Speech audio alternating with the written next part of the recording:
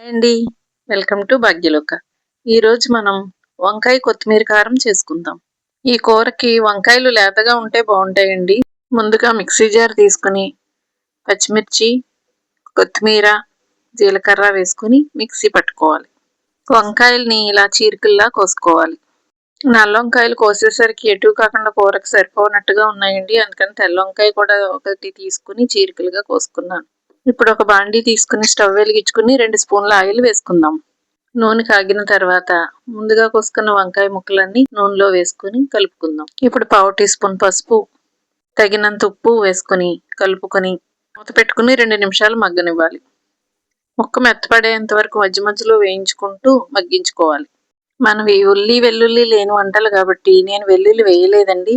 వెల్లుల్లి వాడేవారు పచ్చిమిర్చి, కొత్తిమీర వేసుకునేటప్పుడే వెల్లుల్లి కూడా వేసుకొని మిక్సీ పట్టుకుని వేసుకోవచ్చు.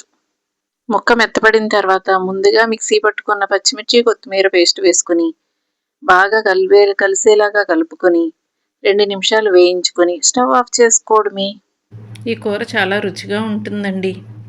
లేత వంకాయలతో చేసుకుంటే కూర గుజ్జులా వస్తుంది. అన్నంలో బాగా కలుస్తుంది. తినే కొద్దీ ఇంకా తినాలనిపిస్తుంది. ఈ వీడియో మీకు నచ్చిందా?